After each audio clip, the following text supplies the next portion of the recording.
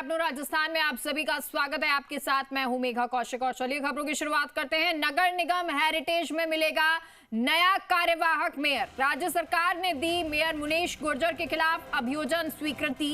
ACB की ओर से चालान पेश होने के साथ मुनीश गुर्जर निलंबित होंगी। हाई कोर्ट की नाराजगी के बाद अभियोजन स्वीकृति जारी। यूडीएच मंत्री जाबर सिंह खर्रा ने कार्यवाहक मेयर को लेकर संकेत दिए।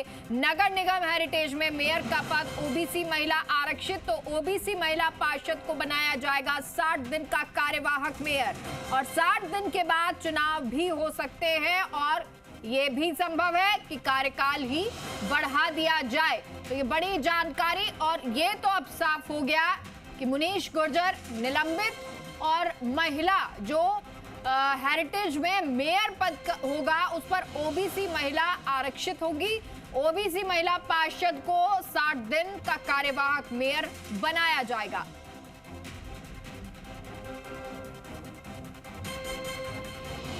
और सहयोगी दीपक हमारे साथ इस खबर पर फोन लाइन पर जुड़ गए हैं। दीपक, क्या कुछ जानकारी, क्या ये अब क्लियर है कि मुनीश गुर्जर निलंबित हैं और अब नई मेयर जयपुर हेरिटेज को मिलेगी? देखिए, मुनीश गुर्जर निलंबित नहीं है।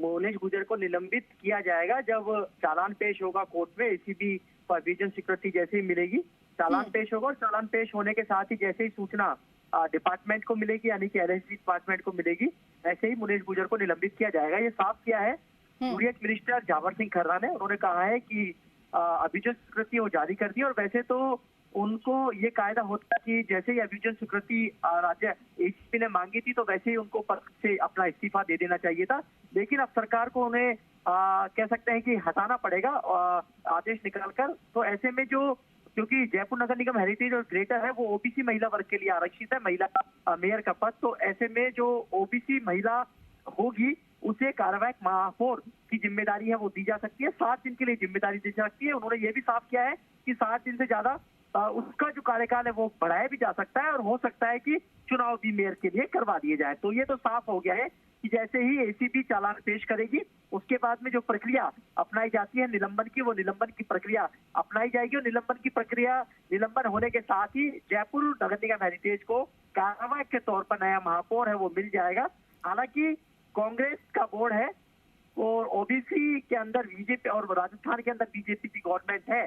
हालांकि जब तत्कालीन अशोक गहलोत सरकार थी और नगर निगम ग्रेटर के अंदर महापौर जो सौम्या गुर्जर को जब निलंबित किया गया था तो उस समय बोर्ड बीजेपी का था और कांग्रेस राजस्थान में सत्ता में कांग्रेस की थी, लेकिन उन्होंने सीनियरिटी के आधार पर शील हवाई को, यानी कि बीजेपी के पार्षद को ही मेयर की जिम्मेदारी दी थी। लेकिन अब यहाँ स्थिति दूसरी है, यहाँ निर्दलीयों के साथ मेयर है, बीजेपी और कांग्रेस के पास में पूर्ण बहुमत नहीं है। तो ऐसे में क्या सीनियरिटी को यहाँ पर आधार बनाया जाएगा या फिर जो लॉबिंग कर रहे हैं और जो लॉबिंग में सबसे ज्यादा आगे निकलेगा वो उसको कार्यवाहक महापौर की बिल्कुल दीपक, और ये स्थिति साफ हो गई होगी तो लॉबिंग भी होना लाजमी है, लेकिन क्योंकि एसीबी जब चालान पेश कर देगी तो ये क्लियर हो जाएगा और शायद क्लियर हो भी गया है कि उसके बाद मुनीश गुर्जर जो है वो निलंबित हो जाएंगे और उसके बाद नया महापौर या मेयर जो है वो मिलेगा। बहुत बहुत शुक्रिया आपका दीपक तमाम जानकारी के लिए।